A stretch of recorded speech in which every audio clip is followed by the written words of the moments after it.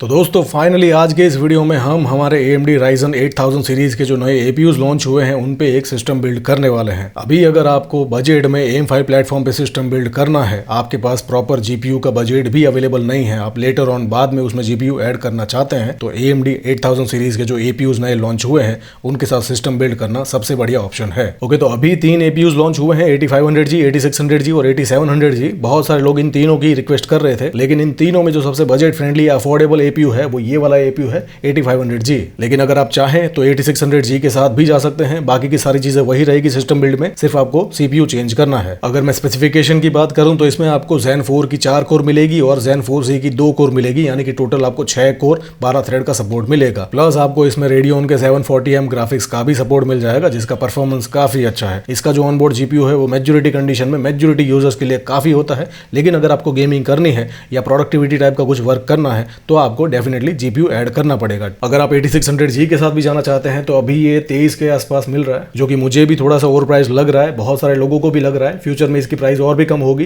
तो इसके साथ भी आप अच्छा सिस्टम डिजाइन कर सकते हैं, लेकिन अभी इसकी थोड़ी सी ज्यादा प्राइस को देखते हुए मैं 8500G के साथ सिस्टम बिल्ड कर रहा हूं। ओके, तो आइडियली इन सारे के सारे APUs के साथ, जैसे मैंने कहा था पिछले वीडियो में कि A620 चिपसेट वाला मदरबोर्ड आपको लगाना चाहिए, लेकिन अभी फॉर्चुनेटली B650 चिपसेट वाला मदरबोर्ड भी काफी सही प्राइस में मिल जाता है। ये Asus का 620 वाला मदरबोर्ड है जो कि 13,500 में आपको मिल जाएगा, लेकिन मैं आपको रेकमेंड करूंगा कि उसमें सिर्फ 1000 रुपए ज्यादा डाल के आपको 14,500 में MSI का B650 वाला मदरबोर्ड लेना चाहिए। फ्यूचर में कोई भी 9000, 10,000, 11,000 या कोई भी AM5 सॉकेट का नया CPU लॉन्च होता है तो आपको इस पर्टिकुलर मदरबोर्ड का सिर्फ बायोस अपडेट करना है, उस CPU को लगाना है और गुड टू गो। तो ये जो मदरबोर्ड है MSI का B650 वाला, वो अभी आपको 14,500 में मिल जाएगा। 14,500 की प्राइस पॉइंट पे ये बहुत ही बढ़िया है और बहुत सारे फीचर्स के साथ आता है। सबसे पहले तो इसकी जो पावर डिलीवरी है वो बहुत अच्छी है, अच्छी क्वालिटी के VRM कंपोनेंट लगे हुए हैं। प्लस आपको इसमें 2 M.2 और 2 NVMe स्लॉट भी मिल जाएगा। जो ऊपर वाला है उसके साथ तो हीट सिंक भी मिलती है, उसमें आप एक अच्छी क्वालिटी की Gen 4 वाली SSD लगा लो बूट ड्राइव के लिए, और दूसरे स्लॉट में डेटा ड्राइव के लिए भी एक बजट क्वालिटी की SSD लगा सकते हो। CPU के स्लॉट में आपका CPU लग जाएगा। ये जो X16 स्लॉट है PCI Express का, उसमें आपका ग्राफिक्स कार्ड लग जाएगा। फ्यूचर में जब भी आपके पास प्रॉपर GPU का बजट अवेलेबल होता है तब एक डेडिकेटेड GPU आप इसमें लगा सकते हो। ये जो X1 है उसमें कोई एक्सपांशन कार्ड लग जाएगा। इस मदरबोर्ड पे आपको 4 USB की हेडर मिलती है, 2 है वो USB 2.0 वाली है,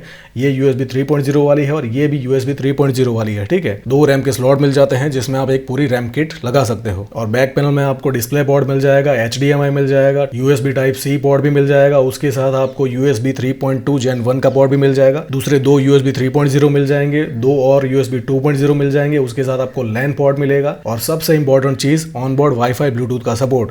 इसमें आपको Wi-Fi 6 का भी सपोर्ट मिलेगा, जो कि बहुत बढ़िया है। और लास्ट में ऑडियो के कनेक्टर मिल जाएंगे। तो ये मदरबोर्ड मेरे हिसाब से 8500G, 8600G, Ryzen 7000 सीरीज का 7500F, 7600 और 7600X, इन सब के लिए बहुत बढ़िया है। और फॉर वॉट एवर रीजन वो मदरबोर्ड आपको नहीं पसंद आता है या उसकी प्राइस ज्यादा लगती है या वो स्टॉक में नहीं है, तो ये जो मदरबोर्ड है MSI का B650 वाला मदरबोर्ड है, ये भी बहुत बढ़िया मदरबोर्ड है। अभी ये डील में चल रहा है, उसकी वजह से इसकी प्राइस है 14,300 के आसपास। इसकी पावर डिलीवरी भी बहुत अच्छी है, तो फ्यूचर में 9000 या 10,000 सीरीज के CPU पे भी अपग्रेड करते हो तब भी कोई इशू नहीं आएगा। इसमें आपको ऑनबोर्ड वाईफाई ब्लूटूथ का सपोर्ट नहीं मिलेगा, लेकिन आपको रैम के 4 स्लॉट मिलेंगे। और बैक पैनल में आपको USB 3.2 Gen 2 के भी 2 पोर्ट मिल जाएंगे, जिसमें आपको 10 Gbps की स्पीड मिलेगी। और अगर आपका बजट उससे भी कम है तो आपको ये मदरबोर्ड लेना चाहिए। B650 वाला मदरबोर्ड है, जो भी आपको 12,000 के आसपास मिल जाएगा।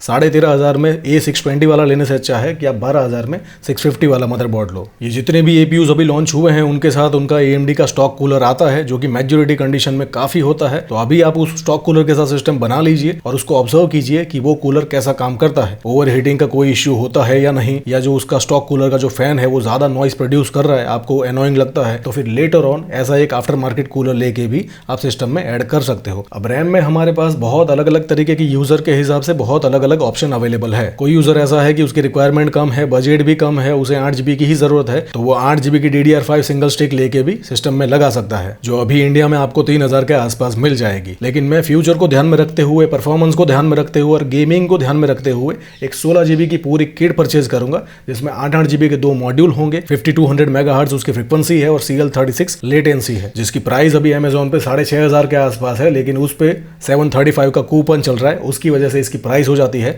5800 के आसपास। ठीक है, लेकिन अगर आपको इससे भी बेटर कोई रैम किट मिलती है 16 GB की, ज्यादा फ्रीक्वेंसी वाली, कम लेटेंसी वाली, इससे भी कम प्राइस में या इसके आसपास प्राइस में, तो डेफिनेटली आप उसके साथ भी जा सकते हो। अगर आपकी रैम की रिक्वायरमेंट ज्यादा ज़्यादा है, आप कुछ ऐसा करने वाले हो जिसमें ज़्यादा रैम की रिक्वायरमेंट है, तो 32 GB की आपको रैम किट परचेज करनी चाहिए।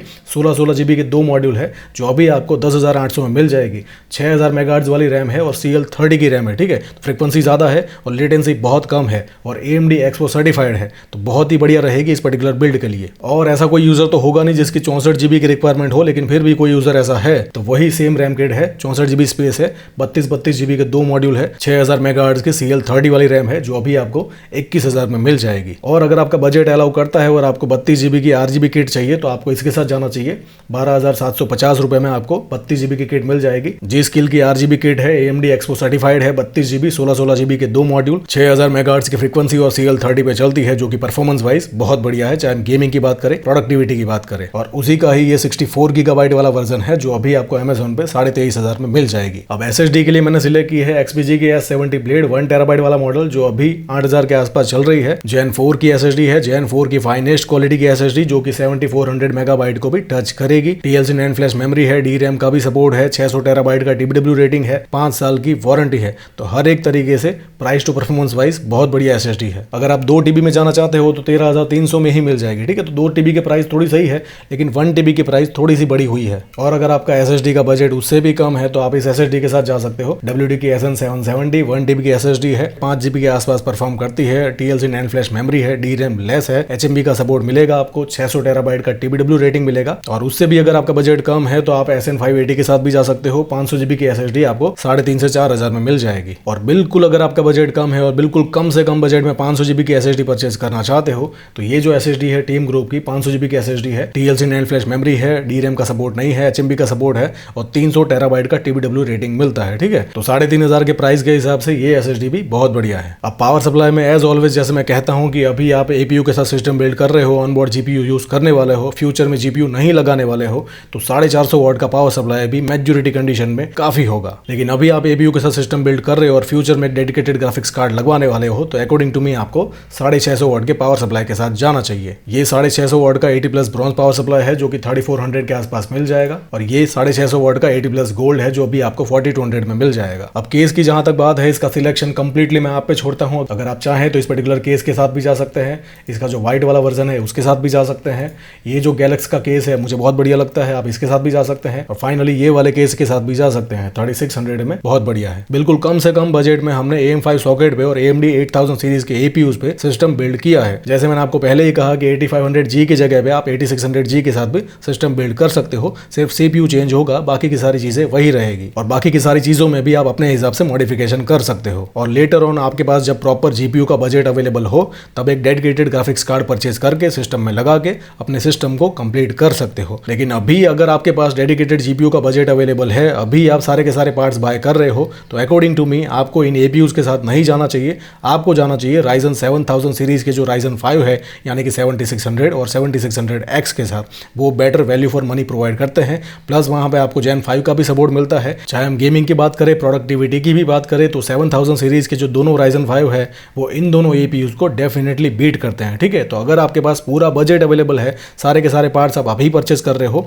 तो 7000 सीरीज के Ryzen 5 के साथ जाओ। अभी आपके पास प्रॉपर बजट अवेलेबल नहीं है, GPU नहीं लगवाने वाले हैं और कम से कम बजट में अभी AM5 सॉकेट पे सिस्टम डिजाइन करना चाहते हैं, तो ये दोनों APUs बहुत बढ़िया है। जितने भी पार्ट्स मैंने आपको इस वीडियो में रेकमेंड किए हैं उन सब की मैंने Amazon की विश लिस्ट बनाई है, जिसका लिंक आपको वीडियो के डिस्क्रिप्शन में मिल जाएगा। उस लिंक को ओपन करके आप इन सारे के सारे पार्ट्स को डिटेल में स्टडी कर सकते हो और अपनी रिक्वायरमेंट के हिसाब से, अपने बजट के हिसाब से पार्ट्स का सिलेक्शन करके अपने लिए एक सिस्टम बिल्ड कर सकते हो। सो आई होप कि जो भी बताया, जो भी समझाया आपको अच्छे से समझ में आ गया होगा, लेकिन फिर भी कोई इशू है तो पूछिए, I will definitely answer you. Thank you so much.